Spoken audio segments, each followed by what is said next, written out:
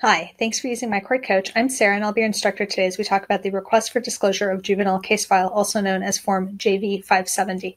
This is a form that you would use if you're seeking juvenile records pertaining to a child that has either become a dependent of the juvenile court system or a delinquent of the juvenile court system. It is important to note that this form does not get filed in the family law court case. You have to go to the juvenile court and establish a new case in order to file this form. This form is fairly self-explanatory, but to start with, you're going to fill in the court name and street address, and again, that's for the juvenile court. There probably is not a case number that is existing right now. If there is, you can include it, but otherwise the court clerk will write that in for you. You're going to fill in section number 1, which includes your name, your relationship to the child, if any, your address and phone number, and then if you have an attorney, you're going to include their name, address, telephone number, and state bar number. Below that, you're going to list the name of the child, and then in item number 3, the date of birth, if you happen to know it. Item 4, you're going to indicate how this child became part of the juvenile court system, either that they were a dependent through Welfare and Institutions Code Section 300, or they became a delinquent through Welfare and Institutions Code 601 or 602. If you believe this child has died as a result of abuse or neglect, you're also going to mark item 4B and list the approximate date of death. If you do check this box, you may skip items 5 and 6. Page 2, write your name at the top, and in item number 5, describe the records you want. Again, it's going to be some sort of juvenile records. Either those could be juvenile court case records, it could be CWS records, whatever it is, you want to describe it in detail here. If you need more space, you're welcome to attach additional pages and mark the box that says continued on attachment 5. If you are planning on using these records in another case, then you would want to identify what sort of case that is in item number 6, the name of the county where that case is being heard, the case number, and if there's an upcoming hearing date, you can list it on the right-hand side. If it's a family law case, you can either list that under civil court case or it can be D, other.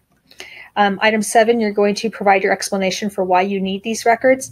And again, if you need more space, you can attach additional pages and just mark the box that says continued on attachment 7. Then you are going to fill in your name, sign, and date. It is important that along with this form, you are serving any other interested parties with a copy of the Notice of Request for Disclosure of Juvenile Case File.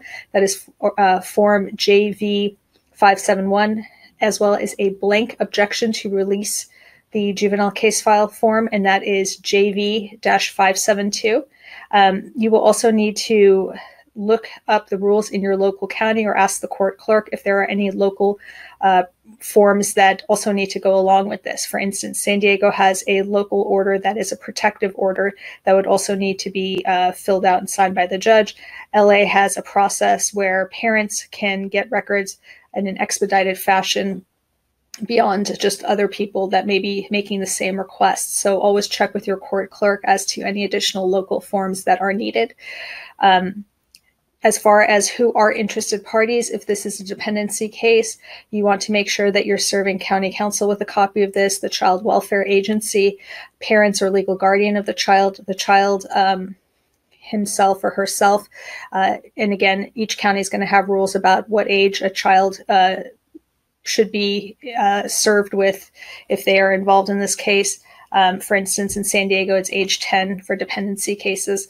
The child's attorney of record should also get a copy of your request if the child is a dependent.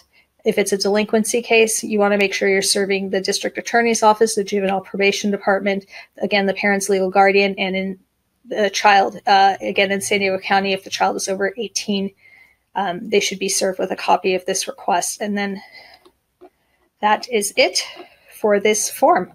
I hope you found this helpful. Good luck.